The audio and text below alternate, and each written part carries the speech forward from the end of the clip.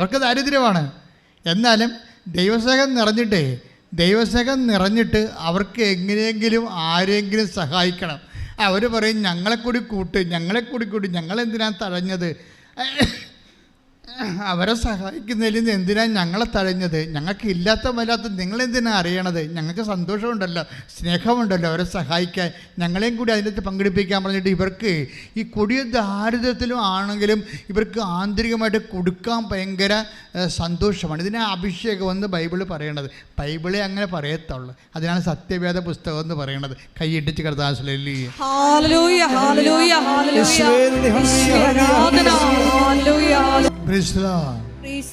അതായത് ഈ കാരുണ്യ പ്രവൃത്തികൾ നമുക്ക് നിത്യജീവൻ വരെ നമുക്ക് ലഭിക്കാൻ സാധ്യതയുള്ളതാണ്. ക്രിസ്തുവിൻ്റെ പുനരുത്ഥാനത്തിൻ്റെ സാക്ഷ്യത്തെ പെടുത്തുന്ന കാരുണ്യ പ്രവൃത്തികളും സൽപ്രവൃത്തികളും സുവിശേഷ വേലയും.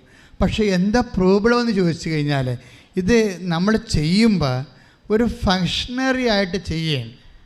ഉടമ്പടി എടുത്തേരെ, ഇനി പത്രം കൊടുക്കണം. ഇപ്പോൾ ഇന്ന് കഴിഞ്ഞ ദിവസങ്ങളിൽ ഇവിടെ ഒരു സാക്ഷ്യം പറഞ്ഞ് നാട്ടുകാരത്തിയാണ്, ചേർത്തലക്കാരത്തി. എന്നാ അവരുടെ പേരെന്ന് വെച്ച് കഴിഞ്ഞാൽ ബിന്ദു സുനിൽ ചേർത്തല. അപ്പോൾ അവരോട് പല ആൾക്കാരും പറയും, ഇവിടെ വന്ന് കൃപാസനം നിങ്ങളുടെ നാട്ടിലല്ലേ. ഇപ്പോൾ ബിന്ദു സുനിൽ ചേർത്തലക്കാരത്തിയാണ്, കെട്ടിച്ചു വിട്ടിരിക്കുന്നത് എറണാകുളത്താണ്. അപ്പോൾ അവളുടെ കുറേ പ്രോബ്ലം ഉണ്ട്.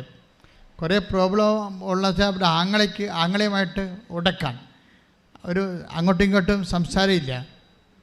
ആങ്ങളെയുമായിട്ട് ഉടക്കി അമ്മയും മകളുമാണെന്ന് തോന്നണം. പിന്നെ ആങ്ങളെ വേറെ വീട്ടിലാണ് താമസിക്കുന്നത്, ആങ്ങളിവിടെ അല്ല. അപ്പോൾ ആങ്ങളായിട്ട് വഴക്കായിട്ട് മാനസികമായിട്ട് ശരിക്കും അകന്നു പോയ ആൾക്കാരാണ്. അതുപോലെ തന്നെ ആങ്ങളയ്ക്കൊരു മകനുണ്ട്, അവന് എന്തോ ഓട്ടിസം പോലെ എന്തോ രോഗമാണ്. പിന്നെ ആങ്ങളയ്ക്ക് രോഗമുണ്ട്. അപ്പം ഇങ്ങനെ കുറേ പ്രശ്നങ്ങളുണ്ടെങ്കിലും ഇവളോട് ആൾക്കാർ പറയും, നിങ്ങളുടെ നാട്ടിലല്ലേ കൃപാസനം, നിങ്ങൾക്ക് കൃപാസനത്തിൽ പോകാൻ വരും. അപ്പോൾ ഉടനെ ഇവർ പറയും, അവിടെ എന്നാ, അവിടെ പത്രം മേടിക്കണം, പത്രം കൊടുക്കണം, യൂട്യൂബ് ചാർജ് ചെയ്യണം, എൻ്റെ ഇതൊക്കെ ചുമ്മാ ബിസിനസ്സല്ലേ, ഞാനൊന്നും പോകത്തില്ലെന്ന് പറയും. ഇവർ വരത്തില്ല. അവർ പറയുന്ന വേറെ സാധനമുണ്ട്. ഞാൻ പലപ്പോഴും ബസ്സിൽ ഇതിലേ പോകുന്നുണ്ടായിരുന്നു, ഞാൻ ഇങ്ങോട്ട് നോക്കത്തില്ലെന്ന്. എനിക്ക് അത്രയും വെറുപ്പായിരുന്നു. ആരോ പൈശാചികമായി അവിടെ ഉള്ളിൽ തിന്മയുടെ ശക്തി കയറ്റി വിട്ടിരിക്കുകയാണ്. പിശാച് അങ്ങനെ ഒരു കാര്യം ചെയ്യുവേ. ഇപ്പം നമുക്കെന്ത് മാത്രം ട്രോളുകളാണ് നമുക്കെതിരെ ഇറങ്ങിയത്. ഞാൻ ആ ഒരു ട്രോളിന് ഞാൻ മറുപടി കൊടുത്തിട്ടില്ല. എന്താ കാര്യം? മറുപടി കൊടുക്കും. കാര്യം ജനങ്ങളുടെ വിശ്വാസത്തിൻ്റെ സാക്ഷ്യങ്ങളിങ്ങനെ അപ്പ് ചെയ്തുകൊണ്ടിരിക്കും. വേറെ അവരോട് നമുക്ക് സംസാരിക്കേണ്ട കാര്യമില്ലല്ലോ. സംസാരിക്കേണ്ട ആരാ സംസാരിക്കേണ്ടത്? ദൈവമല്ലേ സംസാരിക്കേണ്ടത്. നമ്മൾ സംസാരിക്കത്തില്ല. നമ്മൾ വീണ്ടും പ്രാർത്ഥിച്ച് ഉപവസിച്ചുമൊക്കെ അമ്മയുടെ പ്രത്യക്ഷീകരണത്തിൻ്റെ കൂടുതൽ തെളിവുകൾ ശേഖരിക്കാം. എന്നിട്ട് ആ സാക്ഷ്യങ്ങളെല്ലാം ജനങ്ങളിലേക്ക് പോകും. അപ്പോൾ അതുകൊണ്ട് അങ്ങനെ അവസാനം നമ്മളെന്താ ഇതുപോലെ ഇതിൻ്റെ വാതിൽക്കൽ കൂടി പോയാൽ പോലും സ്വന്തം നാട്ടുകാരത്തിയായിട്ട് പോലും മാതാവിനെ തിരിഞ്ഞു നോക്കാത്ത ആൾ ഒരു സുപ്രഭാതത്തിലെ അവർക്കൊന്നും, അതായത് കൃപാസനത്തിനെതിരെ ചിന്തിക്കുന്നവർക്കൊന്നും ഒരു സമയം കഴിഞ്ഞാൽ പിടിച്ചേക്കാൻ പറ്റത്തില്ല. ഈ സത്യമായതുകൊണ്ട് അവർക്കൊരു സങ്കടം വന്നാൽ എന്നാ ജാതിക്കാരായാലും അവർക്ക് തിരിച്ച് അമ്മയല്ലാതെ വരെ അഭയമില്ലല്ലോ. അത് അവർ തിരിച്ച് വന്ന് ഇവിടെ വന്ന് ഇതിനകത്ത് കയറി ഉടമ്പടി എടുത്തു. അത് നടപ്പിൽ വരുത്തിയപ്പോൾ ഇപ്പോഴെന്നാ അവർ പറയാമെന്നറിയാമോ? അവർ അമ്മയെ കാര്യങ്ങൾ മനസ്സിലാക്കി കഴിഞ്ഞപ്പോൾ ഇതിൻ്റെ ഒരു ശക്തിയായ പ്രചാരകയായി മാറിയേ. അതെന്താ കാര്യം വെച്ചാൽ ഇവർ ഒരിക്കൽ സ്വപ്നത്തിൽ ജന്മത്തിൽ വിശ്വസിച്ചില്ല. അമ്മയടുത്ത് വന്ന് ഉടമ്പെടുക്കുമ്പോൾ ആങ്ങളെയുമായിട്ട് അനുരഞ്ജനപ്പെടണമെന്ന് മാത്രം എഴുതിയിട്ട് ആദ്യം ആങ്ങളുടെ മകൻ്റെ അസുഖം മാറണം, ആങ്ങളുടെ വാൽവ് ദ്രവിച്ചിരിക്കുകയാണ്, അവൻ മരിച്ചു പോകും, അവൻ്റെ വാൽവിന് ഓപ്പറേഷൻ നടത്തണം ഉള്ള മാർഗം തന്നെ, അല്ലെങ്കിൽ അവൻ ജീവിക്കണം. ഈ 3 പ്രധാനപ്പെട്ട കാര്യങ്ങൾ എഴുതുന്നുണ്ട്. അമ്മ ഒരു ആശുപത്രിയും പോകാതെ അവൻ്റെ വാൽവ് ശരിയാക്കി കൊടുത്തു. ആ ആങ്ങളെ ഒരാഴ്ച ഉടമ്പടി എടുത്ത് ഒരാഴ്ചക്കുള്ളിൽ ഇവരുടെ വീട്ടിൽ വന്ന് അമ്മനെയും മകളെയും കൂടി വിളിച്ചുകൊണ്ട് പോയി. ആകപ്പാടെ നമ്മളെ വേറെ ഏത് രാജ്യത്ത് നാട്ടിൽ ജീവിക്കണ പോലെ പടപടാന്ന് അവൻ്റെ ഓട്ടിസം ബാധിച്ചിരിക്കുന്ന മകനെ വേറെ അത് നിർത്താൻ പറ്റിയ ഒരു സ്ഥലത്തേക്ക് വിളിച്ചുകൊണ്ട് പോയി ആങ്ങളുടെ ഭാരം കുറച്ച് എല്ലാം അവൾ ചോദിച്ചത് എല്ലാം എണ്ണി ദിവസങ്ങൾക്കുള്ളിൽ കൊടുത്ത്. ഇപ്പം എന്നാ സംഭവിച്ചിരിക്കണത്? പറയണത്. അതായത് എല്ലാ ദിവസവും എല്ലാ ആഴ്ചയും ആളിവിടെ വരും, എല്ലാ ദിവസവും കുർബാനയ്ക്ക് കൂടും, എല്ലാ ആഴ്ചയും കുർബാനയ്ക്ക് കൂടും, എല്ലാ ആഴ്ചയും വന്ന് പത്രം വാങ്ങിച്ചുകൊണ്ട് പ്രാർത്ഥിച്ച് എല്ലാവരും കൊടുക്കും. നോക്കിയേ ഒരാളതൊക്കെ. അപ്പോൾ അതായത് എത്ര കള്ളത്തരങ്ങൾ പ്രചരിപ്പിച്ചാലും ശരി, സത്യത്തെ മൂടിവെക്കാൻ പറ്റത്തില്ല. ഒരു കാലത്ത് കൃപാസനത്തെ അപമാനിച്ചവർ തന്നെയാണ് പിന്നീട് അതിൻ്റെ പ്രചാരകരായിട്ട് അമ്മ തിരഞ്ഞെടുക്കുകയും അതുപോലെ തന്നെ ദൈവത്തിൻ്റെ ഉപകരണമായി മാറണത്. അതുപോലെ പ്രാർത്ഥിക്കുക, കർത്താവായ ദൈവമേ, അതുപോലെയുള്ള വലിയ അനുഭവങ്ങളാല് ദൈവാനുഭവങ്ങളാല് ഞങ്ങളെയും അഭിഷേകം ചെയ്യണമേ. ഞങ്ങളെയും പരിശുദ്ധ അമ്മയുടെ വലിയ സാക്ഷികളാക്കി മാറ്റണമേ. ശ്രുതികട ഹല്ലേലൂയ.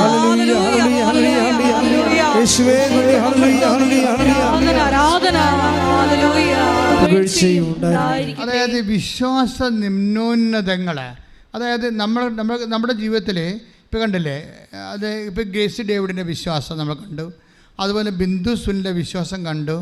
അപ്പോൾ ഇവർക്ക് ഇപ്പം ചില സമയത്ത് വിശ്വാസം ഇങ്ങനെ വേദിയേറ്റം പോലെ ഇങ്ങനെ ഉയർന്നു വരണ കാണാം. പക്ഷെ ഒരു പ്രശ്നം എന്ന് വെച്ച് കഴിഞ്ഞാൽ അതുപോലെ തന്നെ വിശ്വാസം താഴുകയും ചെയ്യും. മനസ്സിലായില്ലേ? നമ്മൾ എത്ര വിശ്വാസത്തിൽ ഉന്നതരാണെങ്കിലും ശരി, നമുക്ക് നല്ല ശക്തമായ രോഗങ്ങളോ അല്ലെങ്കിൽ അപകടങ്ങളോ അല്ലെങ്കിൽ എന്തെങ്കിലും സാമ്പത്തിക തകർച്ചയോ കുടുംബത്തിൽ കലക്കമോ ഒക്കെ ഉണ്ടായാൽ നമ്മളെ വിശ്വാസം താഴുന്നില്ലെങ്കിലും വിശ്വാസം ഇങ്ങനെ പമ്മി നിൽക്കണ കാണാം. മനസ്സിലായില്ലേ? അപ്പോൾ എപ്പോഴും നമ്മൾ വിശ്വാസത്തെ അഡ്രസ്സ് ചെയ്യുമ്പോൾ ശ്രദ്ധിക്കേണ്ട ഒരു കാര്യമുണ്ട്. വിശ്വാസത്തെ അഡ്രസ്സ് ചെയ്യുമ്പോൾ നിങ്ങളെ പ്രാർത്ഥനയിൽ മാത്രം നിങ്ങളെ വിശ്വാസം കൂട്ടാനും കുറക്കാനും പറ്റത്തില്ല. ഇപ്പം കർത്താവിനോട് അപ്പോസ്തലന്മാർ എന്താ പറയണത്? ഞങ്ങളുടെ അവിശ്വാസം പരിഹരിക്കണമേ, അല്ലേ? എന്താ അവിശ്വാസം പരിഹരിക്കണമേ. അപ്പം അതൊരു പ്രാർത്ഥന സ്റ്റൈലാണ് പറയണത്.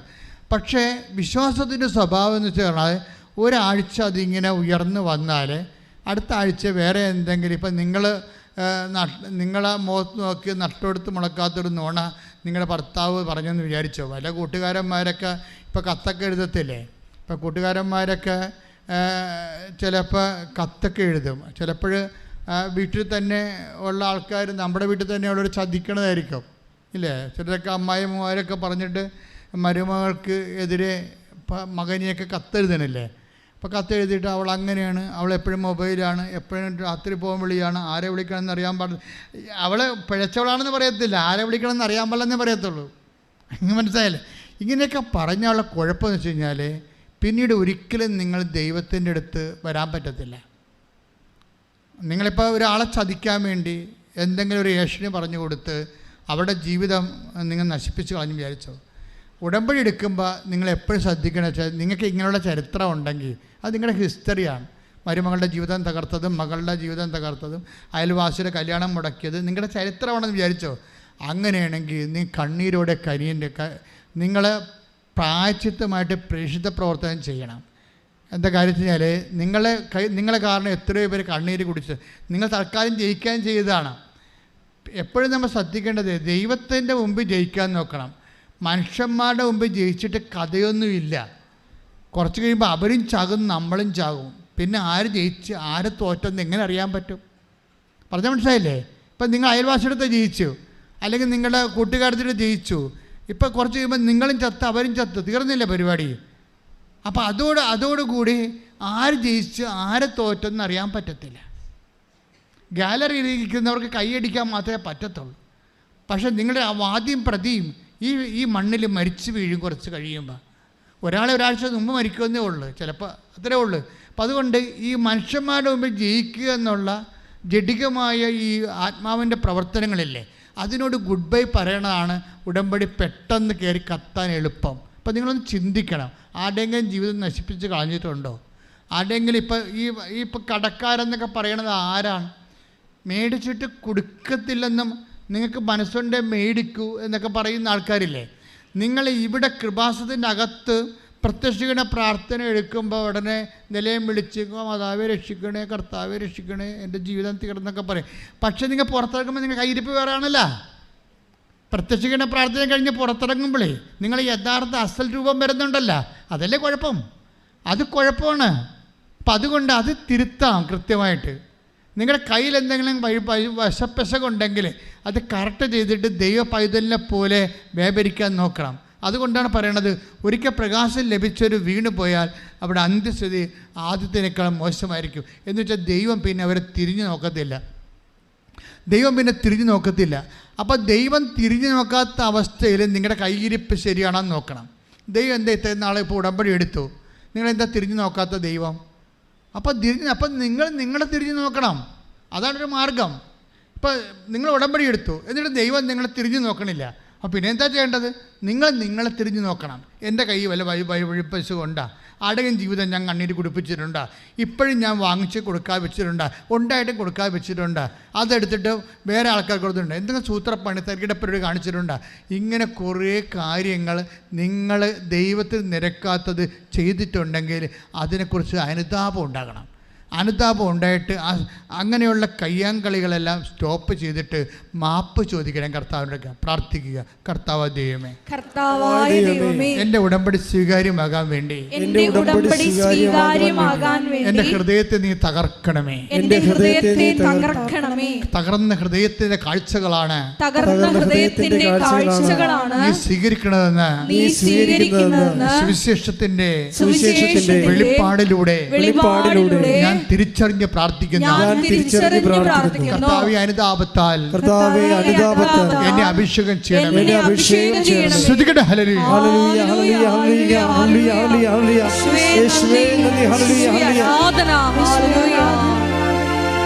പരിശുദ്ധ പരമദിവ്യകാരുണ്യത്തിന്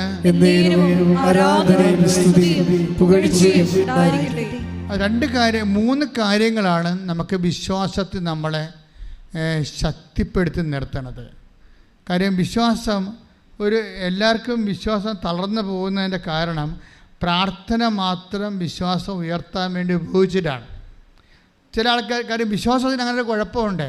അത് ഈ ആഴ്ചയിലൊരു 50 പോയിൻ്റ് നിൽക്കണമെങ്കിൽ അടുത്ത ആഴ്ച 40 പോയിൻ്റൊക്കെ താഴുവത്. മനസ്സിലായ? വിശ്വാസത്തിന് അങ്ങനെ ഒരു കുഴപ്പമുണ്ട്.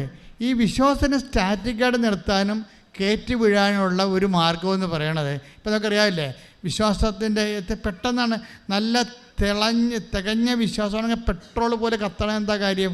അത് പക്ഷേ അത് കുഴപ്പമെന്ന് വെച്ചാൽ വിശ്വാസം താഴാതിരിക്കാനുള്ള 3 കാര്യങ്ങളുണ്ട്. എന്തൊക്കെയാണെന്ന് വെച്ചാൽ, ഒന്ന് അതായത് 3 കാര്യം. ഒന്ന് നമ്മൾ ഉടമ്പടി പറയുന്ന ഇതാണ്, അത് സൽപ്രവൃത്തികളാണ്.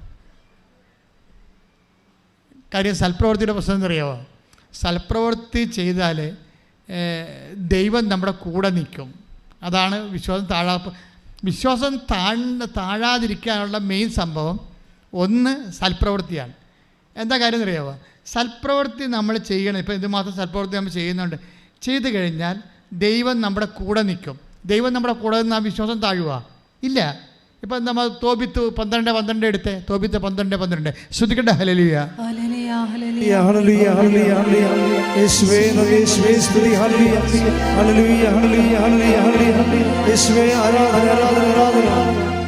തോബിത്ത് 12:12 നീയും നിന്റെ മരുമകൾ സാറായും പ്രാർത്ഥിച്ചപ്പോൾ നിങ്ങളുടെ പ്രാർത്ഥന പരിശുദ്ധനായവനെ ഞാൻ അനുസ്മരിപ്പിച്ചു.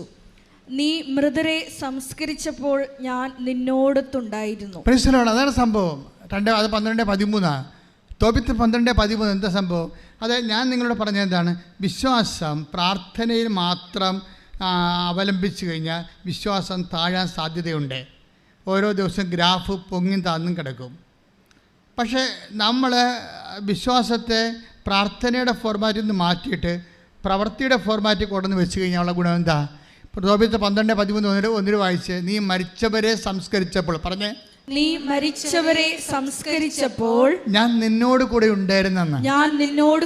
ഉണ്ടായിരുന്നു. അപ്പോൾ അതായത് ഈ മനുഷ്യരെ മരിച്ചവരെ സംസ്കരിക്കാൻ പോയത് നമ്മൾ കഴിഞ്ഞ പ്രാവശ്യം കണ്ടാണ്. പെന്തക്കോസ്താ ദിവസം നല്ല വിഭവസമൃദ്ധമായ ഊണിൻ്റെ സമയത്താണ്. ഊണ് കഴിക്കാൻ പോകുമ്പോൾ മകനോട് പറഞ്ഞ്, നമ്മുടെ ആരുടെയെങ്കിലും പാവപ്പെട്ടവരുണ്ടെങ്കിൽ വിളിച്ചോണ്ട് വരാൻ പറഞ്ഞു. അവൻ പോയിട്ട് തിരിച്ചു വരുമ്പോൾ മരിച്ച ആൾക്കാരെക്കുറിച്ചാണ് അവൻ പറയണത്. മരിച്ചുപോയ ആൾക്കാരുടെ ജഡം കിടക്കണമെന്നാണ് പറഞ്ഞ്, പട്ടണത്തിൽ കിടപ്പുണ്ടെന്നാണ് പറഞ്ഞത്. ഉടനെ ഈ മനുഷ്യൻ ആ ഭക്ഷണം കഴിച്ചില്ല. ആ ഭക്ഷണം കഴിക്കാതെ, തൻ്റെ ഉച്ചഭക്ഷണം കഴിക്കാതെ നേരെ ഓടിപ്പോയി ആ ശവത്തെ സംസ്കരിച്ചതിനെക്കുറിച്ചാണ് ദൈവം പറയണത്. നീ ഉച്ചഭക്ഷണം പോലും കഴിക്കാതെ നീ ത്യാഗം അനുഭവിച്ചുകൊണ്ട് നീ ആ ശവം മറവ് ചെയ്യാനുള്ള കാരുണ്യപ്രവൃത്തി ചെയ്തപ്പോൾ ഐ വാസ് വിത്ത് യു, ഞാൻ നിൻ്റെ കൂടെ ഉണ്ടായിരുന്നെന്ന്. അതുകൊണ്ട് എൻ്റെ ദൈവവേദനെ എപ്പോഴെങ്കിലും പ്രാർത്ഥന കൊണ്ട് വിശ്വാസത്തെ നിലനിർത്താൻ നമുക്ക് ഒരു പരിധി കഴിഞ്ഞാൽ പറ്റത്തില്ല. പിന്നെ ഉള്ളത് നമ്മുടെ മുമ്പിലുള്ളത് സൽപ്രവൃത്തികളാണ്. പ്രാർത്ഥിക്കുക, കർത്താവായ ദൈവമേ, ഉടമ്പടി പ്രകാരമുള്ള സൽപ്രവൃത്തികള് ദൈവസ്നേഹത്തോടെ ചെയ്തുകൊണ്ട് ദൈവത്തിന്റെ സാന്നിധ്യത്തില് ജീവിക്കുവാൻ എന്നെ സഹായിക്കണമേ. ശ്രുതികടേ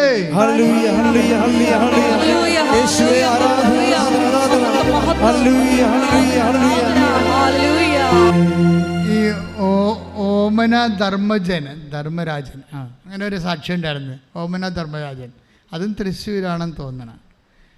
അവിടെ സാക്ഷി നിങ്ങൾ കേട്ട് കാണുമായിരിക്കും. ഭയങ്കര ഹൃദ്യമാണ്.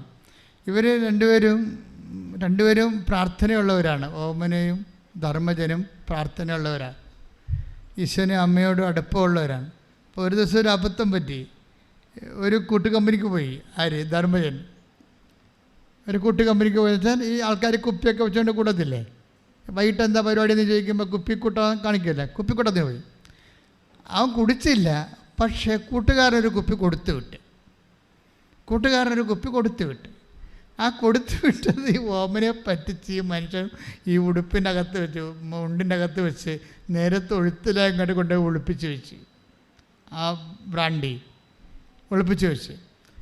പക്ഷേ ഇതോടുകൂടി ആ വീട്ടിൽ അലയുമ്പോൾ അങ്ങോട്ട് പോവുകയാണ്. ഓമനത് കണ്ടില്ല. പക്ഷെ ഇവൾക്ക് പെട്ടെന്ന് ഒരു ബോധക്കേടുണ്ടായി, ശ്വാസം മുട്ടലൊക്കെ ഉണ്ടായി. ഇവൾ നിലവിളിച്ച് നിലത്ത് വീണിട്ട് ഉടനെ ഇവൾ പറയും, മകളോട് പറയും, ഒരു പേന എടുക്ക്, ഒരു പേപ്പർ എടുക്കുക, വെളിവില്ലാതൊക്കെ പറയും. ഒരു പേന എടുക്ക്, ഒരു പേപ്പർ എടുക്കുക എന്നൊക്കെ പറയും. അപ്പോൾ അമ്മ നിലത്ത് കിടക്കുകയാണ്. ഉടനെ മകള് ആ അമ്മ ചോദിച്ചതിന് വേണ്ടി മരുന്നെടുക്കാൻ ചോദിക്കണ പോലുള്ള ഒരവസ്ഥയാണ്. അത് കാരണം മകൾ കൊണ്ട് പേനയും പേപ്പറും കൊടുക്കും. എന്നിട്ട് നെഞ്ചത്ത് വെച്ച് ഇവളെ എന്തൊക്കെ കുത്തിക്കുറിക്കും. അവളുടെ ബോധം പോയി, റിലേ പോയിരിക്കുന്ന ആൾ കരഞ്ഞ് അവിടെ നിലത്ത് വീണ് ഉരുണ്ട് പല്ലാത്ത അവസ്ഥയായി. എന്നിട്ടിങ്ങനെ കുത്തിക്കുറിക്കും. ഉടനെ ഇവളുടെ ഭർത്താവ് ഇത് മേടിക്കുമ്പോൾ അതിനകത്ത് എഴുതി വെച്ചിരിക്കുന്നത് എൻ്റെ പിഴ, എൻ്റെ വലിയ പിഴ. അപ്പോൾ ഇത് വായിച്ചോട് ഈ മനുഷ്യൻ കിടന്ന് കാറ് നിലവിളിക്കും, എൻ്റെ പിഴ, എൻ്റെ വലിയ പിഴ. അതോടുകൂടി ആ മനുഷ്യൻ ഇപ്പം മാപ്പ് പറയും. എടി, ഇതാണ് വിഷയം. അതായത് പരിശുദ്ധാത്മാവിൻ്റെ പ്രവർത്തനം, നമ്മൾ ദൈവത്തിൻ്റെ കൂടെയാണ്, ഡിവൈൻ സോണിലാണെങ്കിൽ ദൈവം നമ്മൾ ആ കുടുംബത്തെ ദൈവം സംരക്ഷിക്കും. അയാൾ എല്ലാ കുടുംബം നശിക്കാൻ പോകരുന്ന്. പാത്ത് കൊണ്ടുവന്ന് മദ്യം വെച്ച് കുടിച്ച്, രഹസ്യത്തിൽ കുടിച്ച് പിന്നെ ആ സ്വഭാവം മാറി, പ്രാർത്ഥനാ ജീവിതം മാറി, ആ കുടുംബത്തിൻ്റെ സമാധാനം നഷ്ടപ്പെട്ട് തകരാൻ പോകുകയായിരുന്നു. അപ്പോഴുടനെ ആത്മാവിൽ പ്രവേശിച്ചിട്ട് ഇവൾക്കറിയത്തില്ല ഇവൾ എന്താണ് ഈ നെഞ്ചത്ത് വെച്ച് എഴുതിക്കൊണ്ടിരിക്കണമെന്ന്. പക്ഷെ വായിക്കുന്നവർക്കറിയാം എൻ്റെ പിഴ, എൻ്റെ വലിയ പിഴയാണ്. അതായത് പ്രാർത്ഥന എന്തുമാത്രം സംരക്ഷണമാണെന്ന് നമ്മൾ അറിയണം. പിന്നീട് ഓമനയുടെ ബാക്കി സാക്ഷ്യം, അതോടെ കുടുംബം രക്ഷപ്പെടുകയാണ്. അതല്ല, ഓമനയുടെ ബാക്കി സാക്ഷ്യം കേൾക്കണം. ഓമൻ അവസാനം പറയുന്നൊരു കാര്യമാണ് എന്നെ സ്പർശിച്ചത്. കാര്യം, ഞാൻ എവിടെ പോയാലും ഒരു പൊതി ചോരെടുത്ത് എൻ്റെ ബാഗിൽ വെച്ചുകൊണ്ടാ പോകണമെന്ന്. ഞാൻ എവിടെ പോയാലും എന്തിനാണെന്നറിയാമോ? ആരെങ്കിലും രോഗികളെ എവിടെയെങ്കിലും വെച്ച് കണ്ടാൽ, ഇല്ലാത്തവരെ കണ്ടാൽ കൊടുക്കാൻ വേണ്ടിയാണ്. അതാണ് സൽപ്രവൃത്തി എന്ന് പറയണത്. ദൈവം നമ്മളെ വിട്ടുമാറത്തില്ല. നിൻ്റെ ഭർത്താവോ നീയോ നിൻ്റെ കുടുംബമോ നിൻ്റെ മക്കളോ നശിക്കാൻ ദൈവം അനുവദിക്കത്തില്ല. കൈയിട്ടിച്ച് കിടത്താൻ